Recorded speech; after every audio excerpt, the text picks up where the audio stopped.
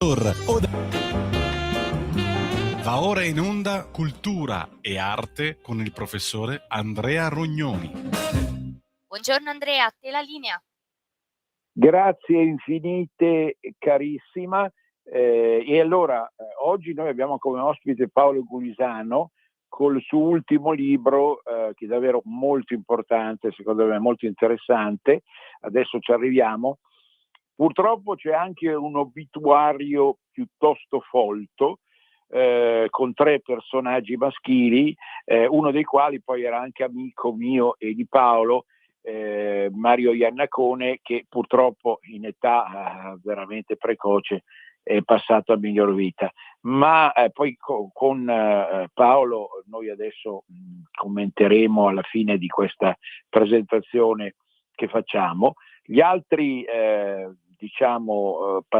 trapassati sono Gian Cervetti e Carlo Petrini, personaggi che sono sicuramente più lontani come sensibilità, ideologia, motivazioni rispetto a me e a Paolo, ma che sicuramente vale la pena appunto ricordare. Allora, Paolo Gulisano, intanto se ci sei come al solito batti un colpo, caro Paolo. Eccomi qui. Ciao. Eccomi qui. Ciao Andrea, ci sono. Benissimo. Allora, sei a una svolta, secondo me, bibliografica, perché ritengo questo libro importantissimo, non solo per il personaggio in sé, ma anche per l'importanza del tuo punto di vista, che è un punto di vista di un laico, non laicista, di un laico, perché appunto né io né te portiamo la tonaca, ma che è in grado di giudicare storicamente un personaggio che a questo punto va ripreso, un po' perché sono passati tanti anni, 21 anni dalla sua morte, un po' perché ha segnato un'epoca in maniera piuttosto clamorosa. Il titolo, ti devo subito dire, mi piace da morire, ed è Il Papa di Maria.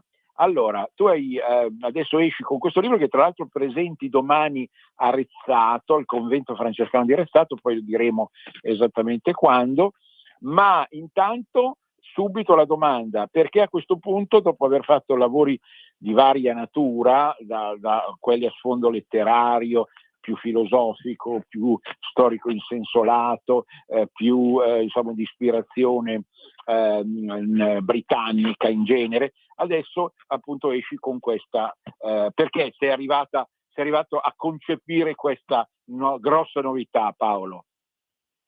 Bene, allora intanto davvero grazie Andrea perché mi hai invitato e sappiamo bene che lo fai spesso, per questa amicizia che ci lega e anche per questa stima che spero davvero di meritare da parte tua. Questo libro nasce così da una importante riflessione sulla fede.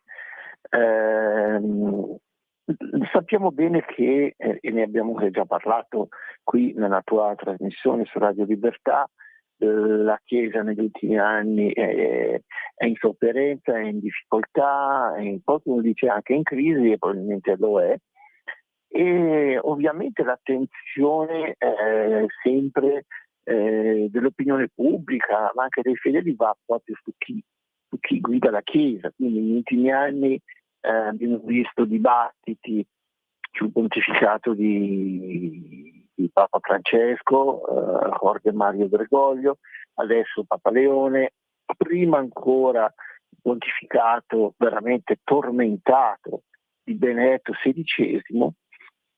Io ho voluto andare a fare un passo un po' indietro nella storia e andare a riscoprire un pontefice oggi un po' dimenticato. Però Giovanni Paolo II, Paolo Wojtyła, è un papa che ha avuto un'importanza straordinaria che adesso sembra essere un po' dimenticata, no? Ma infatti, come abbiamo visto negli scorsi anni, anche un po' le polemiche sembravano essere quelle tra ratzingheriani e bergogliani, eccetera, ma Prima c'era Giovanni Paolo II, che ha rappresentato anche un tentativo, in parte riuscito anche, di risollevare la Chiesa da quella prima crisi che aveva avuto nell'immediato post-concilio, e con appunto, soprattutto durante anche lì un pontificato molto tormentato come quello di Paolo VI. Nel 1978 arriva sul soglio di Pietro Karol Wojtyła, un uomo venuto da lontano, lui si definì proprio così: sono venuto da lontano, dalla Polonia. Era il primo papa non italiano da secoli, e secondo me ci voleva proprio, anche proprio un po' per davvero sprovincializzare la Chiesa. Giovanni Paolo II portò proprio aria nuova. Era un papa giovane, perché quando venne eletto aveva solo 58 anni, era un'eccezione. La gran parte dei vescovi non diventa neanche vescovo, cioè la gran parte dei sacerdoti a 58 anni è ancora di là da venire dall'essere vescovo. Lui era vescovo da anni, era stato vescovo ausiliare poco più che 30 anni di Cracovia, la sua diocesi e la sua città.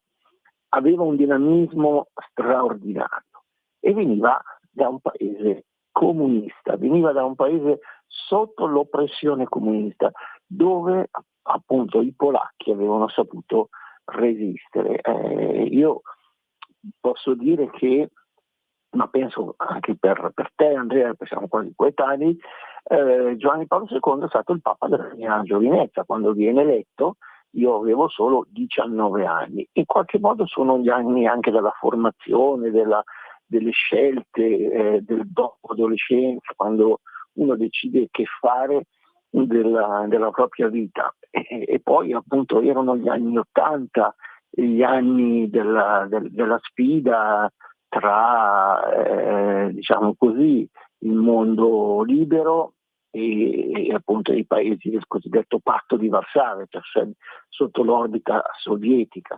Vedevamo quello che soffrivano gli europei dell'est, l'Europa divisa, spaccata, la cortina di ferro, i popoli della Cechia, della Slovacchia, dell'Ungheria, della Polonia stessa, dei paesi baltici, tutti sotto il giogo sovietico, e Giovanni Paolo II che guidava, ecco, non solo la Chiesa, ma in qualche modo era anche ispiratore del desiderio di libertà. In Polonia Solidarność, ricordate tutti questo sindacato libero che sfidava il regime. Bene, quindi gli anni 80-90 sono proprio gli anni di Giovanni Paolo II, e io credo che andasse ripreso questa figura, questo magistero, ripeto, proprio perché negli ultimi anni forse il dibattito anche intraecclesiale è un po' stagnato sul pensiero elevato del grande prima professore, poi cardinale Ratzinger e poi Papa Benedetto, e poi pontificato un po' problematico di Bergoglio, ma io penso che per anche riprendere un po' speranza, voglia di fare, dinamismo anche a livello di fede, bisogna guardare proprio a quella figura lì. È una figura che va ripresa, e io l'ho ripresa in una prospettiva anche particolare. Perché? Perché Giovanni Paolo II fu proprio, come dice il titolo, e ti ringrazio del tuo apprezzamento Andrea, il Papa di Maria, perché mise tutta la sua opera, tutto il suo pontificato sotto il manto della Madonna. Il suo motto, prima episcopale, poi anche pontificale, era totus tuus, cioè sono tutto tuo, o Maria. Quindi anche qua nel post concilio c'era stato, come dire, quasi il tentativo di buttare via il bambino con l'acqua sporca, svecchiare la Chiesa, e quindi anche le pratiche religiose tradizionali care da sempre al popolo cristiano, come il rosario, vennero proprio messe da parte. Io ricordo, lo cito anche nel libro, un personaggio, un frate, un religioso particolare, era anche un buon poeta, padre Turoldo, David Maria Turoldo, friulano, religioso e poeta, e lo riconosciamo, un buon poeta. Penso che magari anche tu, che sei un grande esegeta della letteratura, Andrea, sarebbe d'accordo, ma un pubblico aveva proprio spezzato, mandato in pezzi una corona del rosario, dicendo che era tempo di andare oltre il devozionalismo. Sì, infatti, questo recupero di una figura fondamentale, secondo me, che porterà poi, per esempio, a tanti eventi durante il pontificato, quali tra l'altro la nascita di Radio Maria, con la figura che tanto stimiamo di Padre Livio, ma una radio che possiamo nominare tranquillamente perché come tematiche non è in diretta concorrenza con noi. Ma a parte questo è un sintomo di come proprio durante il pontificato e vie più verso la fine del millennio il recupero sostanzioso di una figura di questo genere sia stata determinante, non credi, Paolo? Sì, assolutamente sì. Ripeto, detto in termini quasi medici, visto che tale sono, la Chiesa nel 78, quando Giovanni Paolo II diventa Papa, era in uno stato depressivo, era in un momento di crisi, anche proprio di sbandamento, anche dottrinale. Qualcuno potrebbe dire, un po' criticamente, che Giovanni Paolo II non ha realizzato pienamente una sorta di ritorno, quasi di restaurazione alla Chiesa precedente, ma realisticamente era un po' difficile. Quantomeno appunto ha dato una bella raddrizzata alla barca di Pietro, che era un po' fuori controllo, un po' in mano anche così a certi episcopati iperprogressisti, come quello olandese, come quello tedesco, che d'altra parte anche oggi sono sotto i riflettori per le posizioni, specialmente la Chiesa in Germania, per certe posizioni che prende. Quindi potremmo dire che probabilmente in parte anche quell'opera di riparazione, se no di restaurazione che ha fatto Giovanni Paolo II, però ha visto durante il pontificato un po' permissivo, se mi concedete, di Papa Bergoglio, appunto un certo tipo di modernismo, progressismo ha rialzato la testa. Ma allora proprio per questo io propongo proprio questo ritorno ad una fede, a una fede più vivace, più anche ottimista. Ecco, ripeto, nella Chiesa negli ultimi anni appunto chi si è contrapposto a certe derive ideologiche sono stati appunto quelli che si rifacevano al pensiero di Ratzinger, pensiero altissimo, pensiero teologico straordinario. Tuttavia, secondo me, c'è bisogno anche non solo di filosofia, non c'è bisogno solo di teologia di alto livello, ma c'è proprio bisogno anche di una prassi, di un modo di vivere, della religiosità semplice che proponeva appunto Giovanni Paolo II, il rosario, la devozione, e appunto un mettersi sotto il manto di Maria, e di cui lui poi a sua volta era un difensore contro appunto queste novità intraecclesiali che volevano appunto sbarazzarsi della figura della Santa Vergine. Io l'ho definito anche nel mio libro proprio il paladino di Maria, proprio colui che se ne fece difensore, quasi un cavaliere che difendeva appunto l'onore della dama per eccellenza, cioè la Santa Vergine. Quindi questo libro è proprio, come dire, un libro che certamente ripercorre appunto la visione, la vita, le opere di Giovanni Paolo II, ma mettendolo sotto appunto questa luce particolare della sua devozione, della sua grande devozione a Maria. E ripeto, anche qui ha salvato la tradizione, perché per secoli i cristiani avevano anche bisogno di questo, quando anche, se vogliamo, la dottrina era un po' più dura appunto di quello che è oggi, in qualche modo la tenerezza della Madonna mitigava un po' la rigidità della dottrina, quindi era veramente madre di misericordia, aiuto dei cristiani, tutti quelli che sono i titoli che sono riferiti a lei. E se vogliamo davvero, questo me lo potresti insegnare meglio che tu, Andrea, che sei uno storico anche dell'arte, quanta letteratura, quanta arte figurativa, no, che ci ha comunicato questo. Per secoli gli uomini e le donne guardavano davvero alla tenerezza di Maria, nei quadri, nelle opere. Pensate davvero il pianto della Madonna di Jacopone da Todi, uno dei capolavori della letteratura di lingua italiana. Troviamo poche espressioni così alte. Prima dicevamo sì, il poeta Turoldo, però c'è stata anche ben altra poesia, ma anche chi compose le litanie della Madonna, le litanie di Loreto, anche qua veramente pura poesia della fede.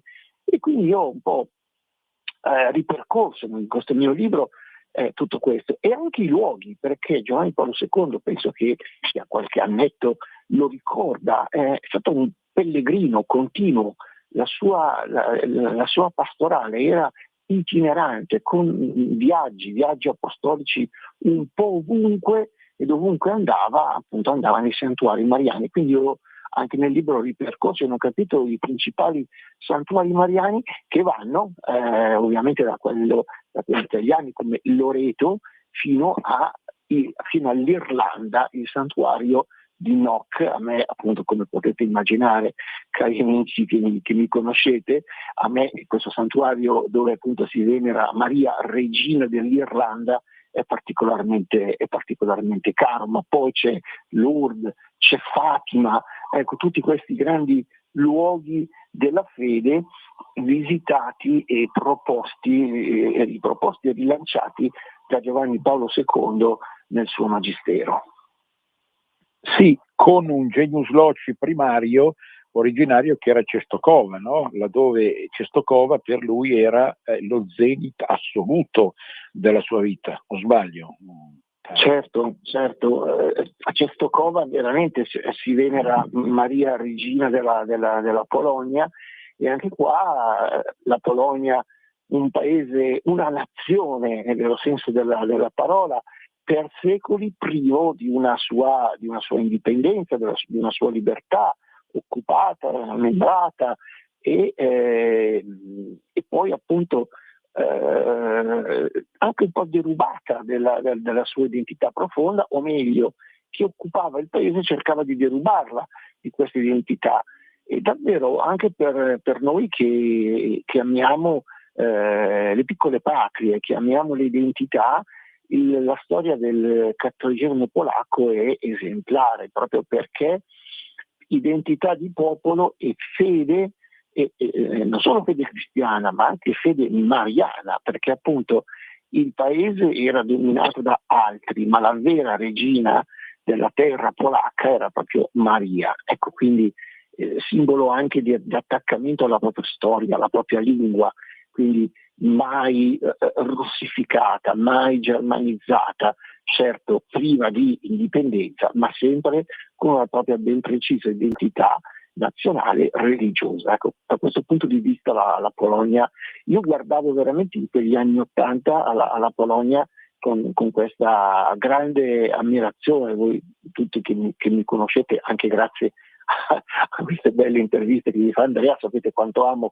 l'Irlanda, la Scozia, ma guardando invece ad est guardavo sempre con grande ammirazione a questo popolo che aveva preservato la propria lingua, la propria fede, la propria tradizione e la propria cultura. Certo, chi va oggi in Polonia vede qualcosa di cambiato, perché purtroppo anche lì è arrivata la secolarizzazione, è arrivata appunto la libertà, no? Si liberarono dal giogo comunista, però poi alla fine adesso, diciamo così, il benessere ha intaccato quella fede così forte, così robusta che aveva sostenuto la Polonia in tutti questi periodi. Quindi davvero, come dici tu Andrea, c'è proprio genius loci, e Czestochowa è stato qualcosa di straordinario per la Polonia e anche per lo stesso Giovanni Paolo II. Poi direi che ci metterei come luogo forse più significativo di tutto questo Fatima, perché ricordiamo il 13 maggio 1981 Giovanni Paolo II subisce questo attentato da parte di questo terrorista turco, di questo gruppo estremista dei gruppi grigi, e si salva, la pallottola non arriva al cuore, e Giovanni Paolo II attribuì sempre la sua salvezza al miracolo compiuto quel giorno lì, che era il giorno anniversario della Madonna di Fatima. Quindi poi andò il pellegrino a Fatima in Portogallo, un luogo davvero anche qua straordinario, che per chi è credente, ma anche per chi non fosse credente ma in cerca di verità. Io consiglio anche di andare a Fatima, di andare in questa località del Portogallo dove avvenne 100 anni fa questa apparizione straordinaria, significativa anche per le profezie che vennero date in quell'occasione. Ecco, nella costellazione psicologica complessiva del personaggio, e sono convinto che tu hai lavorato anche molto su questo, c'è proprio questo fascino ossimorico tra l'imponenza proprio ruvida e quasi campagnola, tra l'altro era un uomo anche affascinante dal punto di vista estetico, però non sta mai a giudicarlo naturalmente, ma questa ruvidezza, no, che si imponeva in una maniera quasi monumentale, e la tenerezza del rapporto con Maria. Secondo me questo è un passaggio, cioè è all'interno della psicologia voitiliana fondamentale. E tu prima ricordavi padre Turoldo. Io aggiungerei, avendole vissute queste vicende quando ero tardo adolescente, qualche altro personaggio che aveva guastato le feste al mondo tradizionale cattolico. Parliamo di Franzoni, parliamo di Balducci, personaggi che avevano l'impudicizia di andare a fare delle conferenze molto acclamate da parte dei nuovi ribelli di allora, in cui si proclamava la fine di un certo tipo di cattolicesimo tradizionale, e il nostro cuore rimaneva molto ferito. Il personaggio di Papa Wojtyła secondo me è riuscito nel bloccare il sistema comunista sul piano geopolitico a darci una bella lezione anche di anticomunismo, se mi permetti, interna all'Italia. Paolo. Sì, perché ha bloccato quel fenomeno molto virulento. I personaggi, l'hai detto tu con Turoldo, non erano male in sé, avevano anche delle loro ragioni, ma il putiferio che un certo mondo giovanile rocchettaro, se mi permetti, con tutto il rispetto, ha tirato in ballo, non mi piacque affatto. Wojtyła ci penso su. Prego. Certo, allora è una domanda duplice, no? La tua, se non addirittura molteplice nelle prospettive che apre. Allora, la prima parte, appunto, l'aspetto, se vogliamo, anche psicologico. Sì, io nel libro racconto anche un po' in sintesi, no, la vita di Giovanni Paolo II. Caro Wojtyła perse la mamma da bambino, tra l'altro poi perse anche il padre a pochi anni. Ma ovviamente la perdita della mamma per un bambino è qualcosa di terribile, e quindi venuta meno, potremmo dire, la mamma terrena, la mamma biologica, il piccolo Karol Wojtyła si affidò davvero alla mamma del cielo. Quindi io credo che appunto anche a un livello psicologico questa sua profonda devozione mariana sia nata anche da questo, dall'aver perso la mamma di tutti i giorni, una mamma quotidiana, di essersi rivolto appunto a una mamma più grande. Credo che sia anche questo che abbia fatto sì che sviluppasse questa devozione. Poi aveva anche incontrato un amico che era semplicemente un sarto di Cracovia, era un cooperatore dei salesiani, era una sorta di salesiano laico, che anche lui, come dire, aveva una forte vocazione religiosa, ma non era diventato sacerdote né religioso, ma perché appunto doveva sostenere la sua famiglia. E questo si chiamava Jan Tiranovsky, e fu per lui un maestro, un esempio. Ecco. Quindi questo per quanto riguarda appunto l'origine di questa tenerezza. Ecco, tu dicevi giustamente un uomo robusto, un uomo spiccio, ma a me ricorda anche un precedente pontefice di questo genere, un grande pontefice che è stato Papa San Pio X, che appunto era figlio di contadini veneti, veniva dal Veneto profondo, dal paese di Riese, e anche qui i nostri amici veneti ci vadano, li consiglio, e non solo veneti, vadano a vedere appunto questi luoghi dell'infanzia di questo grande Papa, un uomo semplice che era venuto appunto da questo paese, una specie di buon parroco veneto, che poi è diventato vescovo di Mantova e poi patriarca di Venezia e poi Papa. Ed è stato Siamo, scusa, al break, Paolo, a dopo. Bene, a dopo. Per la tua pubblicità visita il sito radiolibertà.net. Ehi tu, non trovi più il segnale di Radio Libertà sulla tua radio DAB? Non disperarti, risintonizza. Sì, ma come? È facile, tasto menu, poi scegli il tasto corrispondente alla ricerca automatica dei canali, attendi qualche minuto e tutte le stazioni DAB della tua zona saranno disponibili. Un nuovo modo per sostenere la tua radio. Visita radiolibertà.net. Ti basta un click e potrai versare il tuo contributo volontario direttamente online. Potrai donare con ogni tipo di carta di credito, anche prepagata. Ti aspettiamo online su radiolibertà.net. Sostieni la tua radio con il tuo contributo volontario. Radio Libertà. La tua radio. Diamo voce alla nostra gente. In quanti ti promettono trasparenza, ma alla fine ti ritrovi sempre con la bocca chiusa e non puoi dire quello che pensi. Radio Libertà non ha filtri né censure, ascolta la gente e parla come la gente.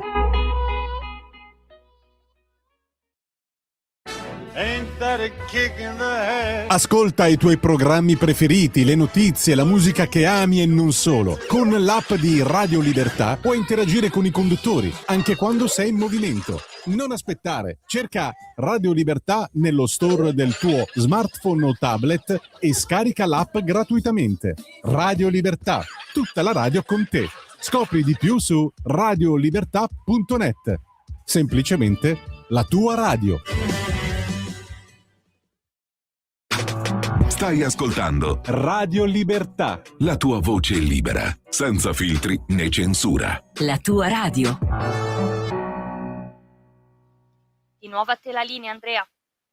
Grazie. Allora, stai finendo poi tutto il discorso, Paolo? Prego.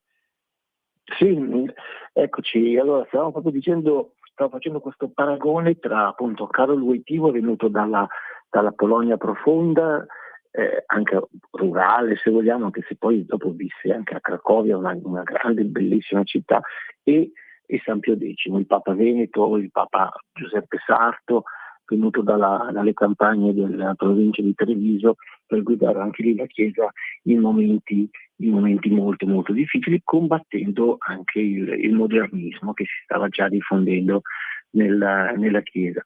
Tu, Andrea, mi chiedevi prima della pubblicità anche del come in qualche modo Papa Giovanni Paolo II ci fu anche maestro di anticomunismo, ma appunto un anticomunismo intelligente, non un anticomunismo becero, viscerale, di pancia, ma appunto lui era certamente un uomo appunto semplice, spiccio, in grado di farsi capire da tutti, ma anche profondo dal punto di vista teologico. Aveva studiato anche all'Ateneo dei Domenicani di Roma, il famoso Angelicum, per cui sapeva bene come contrastare anche sul piano dottrinale, e quindi togliendo anche, come dire, ragioni o motivazioni agli avversari. Lui per esempio fu davvero un grande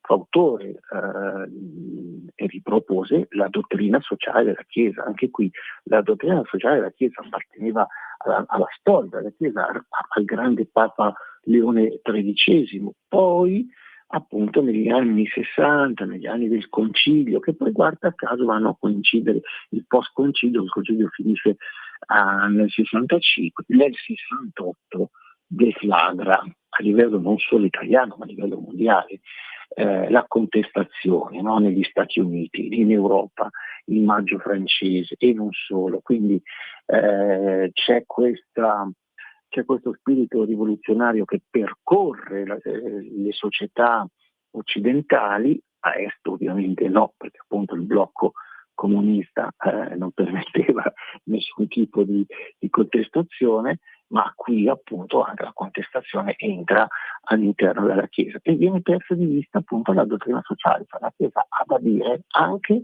in campo sociale, in campo politico, ha delle linee guida, ovviamente non è un'espressione partitica, ma può e deve ispirare anche l'azione del cristiano nel mondo. Quindi questo fu anche, come dire, la grande azione di Giovanni Paolo II, che ispirò appunto Solidarnosc, ispirò anche altrove.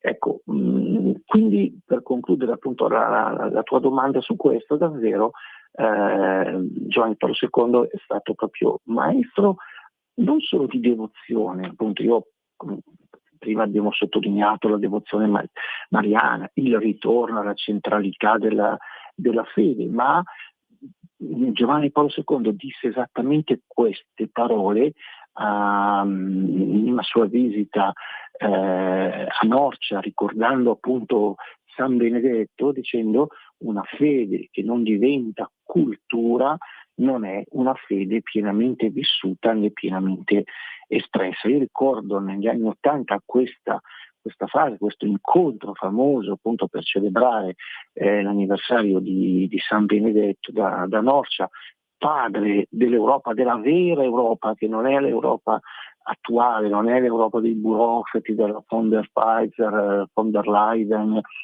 e questi personaggi, ma proprio era l'Europa dei popoli, ed era quello appunto a cui invitava, alla cui costruzione invitava San Giovanni Paolo II. Certo, ti conduco poco a poco all'attualità, perché un mesetto fa il Papa attuale, Leone XIV, ha colpito un po' tutti con la visita al santuario di Pompei. Personalmente, tra l'altro, nelle mie escursioni a sud l'ho visitato, come ho visitato i contigui scavi archeologici, diciamo dal laico al religioso, ma mi ha colpito comunque l'attenzione dei fedeli verso quel contesto e quell'icona. Lui ha voluto aprire un po' i suoi viaggi del pontificato, parliamo di Leone XIV, addirittura con questa Pompei, che a sud è un po' la venerata per eccellenza. Tu cosa ne pensi di questo fatto, Paolo? Sì, è vero, anche qua potremmo dire che Papa Leone XIV sta riproponendo anche qua la devozione mariana, quindi non fine a se stessa, perché appunto i progressisti, per cercare quasi di compiacere i protestanti, hanno sempre cercato dal Concilio Vaticano II in poi, ma anche prima, di sminuire la figura di Maria, perché insomma non piace ai protestanti, non la riconoscono come una figura importante, per cui ecco il motivo per cui era passata in secondo piano. Ma invece questo e anche purtroppo appunto Papa Bergoglio aveva cercato forse anche quasi di banalizzarla, dicendo ma sì, è una donna come tutte le altre, Invece no, è la madre di Dio, è Chiaro. immacolata. Senti, ascolta Paolo, è arrivata una telefonata di un nostro ascoltatore, vedo che la trasmissione sta prendendo molto, che ci chiede a questo punto, ma in questo puzzle che la figura di Papa Luciani tu cosa ne pensi come esperto di storia della Chiesa? Cosa ne puoi pensare adesso, al di là degli aspetti più morbosi di tutta la faccenda, ma della figura di Papa Luciani una tua idea, Paolo? Sì, era una bellissima figura. Il suo pontificato è stato di un mese, però già qualcosa si era intravisto. Anche qua, anche lui con le sue profonde radici cadorine, veniva dal Cadore, quindi anche qua un Veneto profondo, non della bassa trevigiana come San Pio X, ma appunto della montagna, vicino alle Dolomiti, uno spirito forte, mite ma allo stesso tempo fermo. Credo che sarebbe stato un grande Papa, un Papa fatto di fermezza, maggior fermezza dottrinale rispetto a quello che c'era stato appunto negli anni precedenti, come abbiamo descritto prima, questi cedimenti progressivi, però allo stesso tempo un Papa molto molto, come dire, fatto anche di una fede fatta di tenerezza, dottrina sì, fermezza di principi sì, ma anche una modalità di tenerezza e di andare incontro appunto al prossimo in un'epoca come questa, dove appunto credere non è, vivere da cristiani non è facile. Sì, quindi ecco, per me è un giudizio molto positivo su Papa Luciani. Ecco, rinviamo casomai a un'altra trasmissione, perché sai, comunque i nostri ascoltatori sono a 360 su tutto, sul mistero della morte. Adesso non è il caso di affrontare una tematica scabrosa, un po' scabrosa. Un'altra volta era soltanto un giudizio generale, il nostro ascoltatore capirà che non abbiamo tempo adesso. Invece inauguriamo obituario, poi io andrò avanti, finirò da solo, con la morte del caro nostro amico Mario Iannacone. Vuoi dipingere brevemente questa figura di 62enne purtroppo che ci ha lasciati e che ha lasciato anche una produzione letteraria consistente, devo dire. Cosa ne dici tu? Diciamo, non voglio fare il de profundis, a me non piace, perché è come se fosse rimasto fra noi, ce lo ricordiamo. Io ho avuto modo di portarlo anche in radio 2 o 3 volte, di fare conferenze con lui. Era un personaggio dotato di grande cultura che appunto aveva, secondo me, soprattutto, adesso sentiamo te, rintuzzato il rischio di quei grandi abbagli pseudo religiosi a sfondo esoterico, no? Che lui aveva proprio scrollato nel senso negativo. A te la parola. Certo, grazie Andrea anche per questa possibilità che mi dai di ricordare Mario Iannacone, della cui amicizia ho davvero goduto, insomma. Quindi ci conoscevamo da anni e seguivo quello che scriveva, ci siamo visti tante volte e qualche volta proprio mi piaceva anche ascoltare le sue conferenze, in cui lui affrontava anche temi borderline, potremmo dire, no? E lo faceva con una serenità d'animo, quindi parlava di sette, parlava di occultismo, parlava di questi argomenti un po' così particolari, ma lo faceva con una serenità, con una tranquillità, per cui appunto il suo radicamento nella fede gli permetteva di affrontare, di guardare appunto al lato oscuro che c'è nel mondo, alle forze oscure che agiscono nel mondo, ma con la certezza che comunque il bene non può che vincere. Però bisogna fare di tutto per batterlo, bisogna fare di tutto per impegnarsi. Poi un'altra cosa, appunto Mario era soprattutto noto come saggista, ma poi negli ultimi anni aveva pubblicato anche dei romanzi gialli, dei romanzi appassionanti che hanno come protagonista, nascono negli anni 60, l'ambientazione è anni 60, la Milano nebbiosa degli anni 60, con questo ispettore di polizia, una bellissima figura.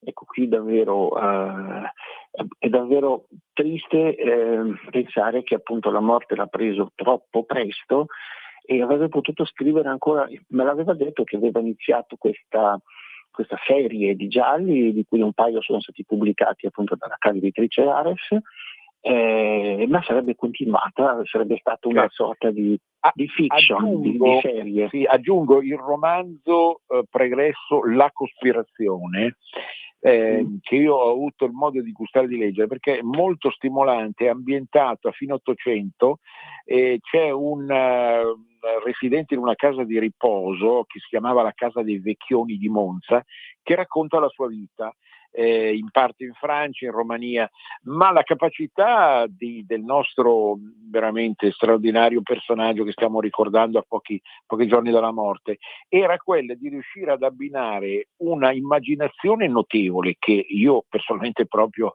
non ho, con alcuni elementi di serietà storico-strutturale davvero, davvero consistente, perché lui frequentava biblioteche, archivi a profusione. Quindi ci fa questa radio, ecco, non so quale altra radio lo ricorderà, Mario Iannacone, che sicuramente era vicino anche lui, come noi, a una sensibilità identitaria, te l'assicuro, per tantissimi motivi e per tante cose. I suoi, casomai avremo poi modo, ecco, adesso non abbiamo altro tempo ulteriore. Grazie Paolo, ci risentiamo presto, magari con quell'impegnativa che dicevamo prima. A dopo, arrivederci. Grazie Andrea, un abbraccio, ciao. Quindi per l'obituario Mario Iannacone ne abbiamo parlato, cito anche un libro sui Templari che scrisse, su René Château, cioè alcuni miti esoterico-letterari che egli seppe sicuramente smontare. Anche La rivoluzione psichedelica, che è un libro che ci spiega come, insomma, da una certa America è arrivata una scommessa col demonio che ha destabilizzato lo stesso Occidente. Ma vi voglio citare anche Giovanni Cervetti, detto Jean, che è stato un uomo comunista. Come ho già detto altre volte, sì, qualcuno si chiederà ma perché Rognoni cita, perché i morti, come diceva Totò, non hanno differenza, giacciono tutti sotto il suolo, con il corpo e con l'anima comunque in una dimensione iperuranica, dove non è bello distinguere il fuoco dall'aria e dall'acqua.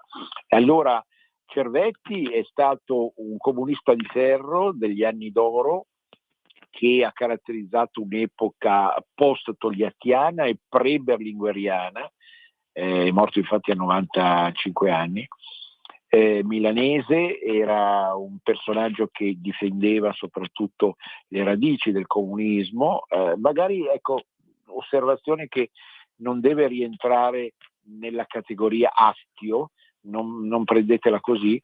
I post-comunisti di oggi non hanno secondo me quello spessore che avevano certi personaggi di cui io non ho condiviso una riga, si intende, però Cervetti era proprio l'esempio, tra l'altro ambrosiano, di un uomo tutto d'un pezzo che è estremamente coerente con la difesa della classe operaia e di un mondo che oramai non esiste più. Ma ieri è arrivata la notizia della morte di un altro personaggio, Carlo Petrini. Carlo Petrini, piemontese, è stato un po' l'inventore in Italia dello slow food. Ha lanciato una campagna straordinaria, suggerendo anche modalità, luoghi alternativi, appunto, in cui mangiare lentamente e bene rispetto, diciamo così, a un consumismo alimentare che aveva già negli anni 70-80 costruito una piaga non solo fisica ma anche morale nella nostra società. E ora ricordarlo fa sempre bene per quello che poi di giusto, di onesto lui ci ha messo. Peccato che in parte, in piccola parte anche lui, ma soprattutto i suoi presunti seguaci e divulgatori ci abbiano diciamo messo sopra una pesante nebbia ideologica che costringe appunto oramai a collegare il personaggio Carlo Petrini con una certa sinistra alternativa che vede nell'ecologia a tutti i costi, nel riuscire a mangiare in forma adeguata alle presunte esigenze della natura un must assoluto. E più in generale chiaramente il modo con cui oggi da taluni ci viene presentato Carlo Petrini come se questo discorso fosse patrimonio soltanto della sinistra, ma non è così, perché effettivamente chi ha a cura i chilometri zero sia dal punto di vista produttivo che dal punto di vista alimentare appartiene anche a una costellazione di destra che vuole tornare ai valori primigeni, alla terra, al territorio, e quindi insomma ogni riferimento è puramente casuale, chiaramente. Però val bene ricordare che sia esistito un uomo del nord che ha capito quanto fosse importante rinunciare a certe presunti sintomi di benessere e di felicità e sostituirli con qualcosa d'altro che permetta di essere più in rapporto con il fondo interiore più autentico di se stessi.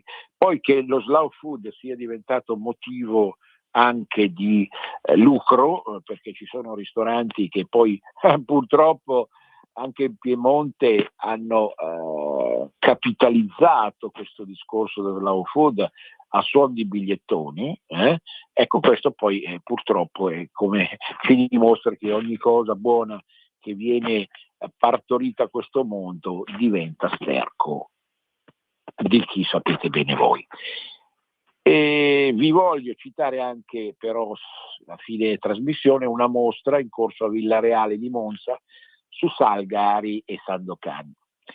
Personalmente, l'ho già detto altre volte, sono un grande estimatore di Salgari, e ancora nel ricordare come si sia suicidato apparentemente perché gli editori non lo pagavano adeguatamente nonostante il successo, mi rattrista tantissimo, ma più in generale voglio ricordare che tutto il ciclo che noi conosciamo come di Sandokan, quindi un ciclo che ha venduto moltissimo nel corso di un secolo e rotti, che ha spopolato anche in tutto il mondo e che ha permesso di comprendere meglio quel sottile rapporto fra paganità da una parte e mondo esotico dall'altra, no? Poi ripreso perfino dal cantautore Van der Fross, monzese tra l'altro, che ha rilanciato in una famosa canzone i personaggi salgariani.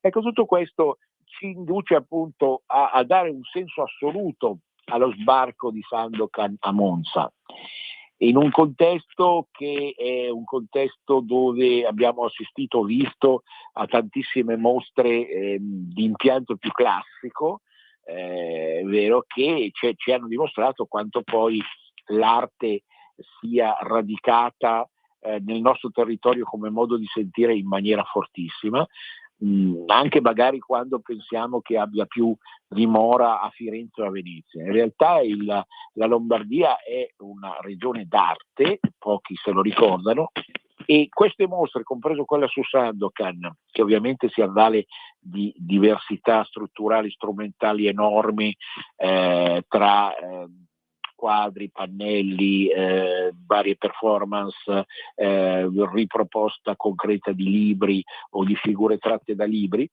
ci induce ad amare ancora di più scelte che comunque, al di là della coloritura presunta politica di chi le ha partorite, che non ci interessa in questo caso, fanno assemblare questo contesto così importante secondo me come quello della Villa Monzese al meglio, all'elite, vero, di un'arte che si è aperta oramai anche alla letteratura, alla filosofia e ogni forma possibile di virtù espressiva. Quanto a Salgari, lo ritengo un grandissimo scrittore. Io mi sono letto tutto da bambino e me lo sono riletto a circa 40-50 anni. Leggete Salgari, perché imparerete sempre qualcosa che pensate di non aver ancora capito, del mondo intero, non solo dell'Oriente o delle zone vergini e più disabitate. C'è ovviamente un nuovo boom legato anche allo sceneggiato, alla nuova versione interpretata dall'attore turco, ma ovviamente rimane un classico il Kabir Bey di 50 anni fa, ne abbiamo già parlato. Il recupero di tutto questo enorme mole di lavoro si ricollega, secondo me, al rilancio di una letteratura popolare, cioè di una letteratura che era stata proprio da quella sinistra che aveva voluto essere, che si era detta vicino al popolo, era stata cambiata, mortificata e quasi cancellata. Ora appunto il ritorno di Sandokan è un po' come se, ovviamente mutatis mutandis, in condizioni e seriosità completamente diverse, il recupero di Maria, ma il recupero di Sandokan non solo per i ragazzi, bambini ragazzi, ma anche per tutti quelli che amano il senso ultimo di un'esistenza condotta non al fulmicotone, ma secondo i canoni della virtù e di un'animosità che si impone come obiettivo la virtù. Ecco, tutto questo è sicuramente estremamente positivo e costruttivo. Ecco perché appunto ho voluto segnalare anche questa mostra. Io ringrazio tutti della pazienza, ricordo che Gulisano domani è al convento francescano nel pomeriggio di Rezzato, poi andate comunque su internet, trovate tutto, partendo da Google. Al convento francescano di Rezzato domani terrà la presentazione del libro, che ovviamente io incito ad andare a comprare, è vero, Il Papa di Maria, Paolo Gulisano. Grazie di tutto, grazie alla nostra Natalia, un grande abbraccio e soprattutto Venezia risorga Venezia per sempre, a risentirci. Avete ascoltato Cultura e Arte con il professore Andrea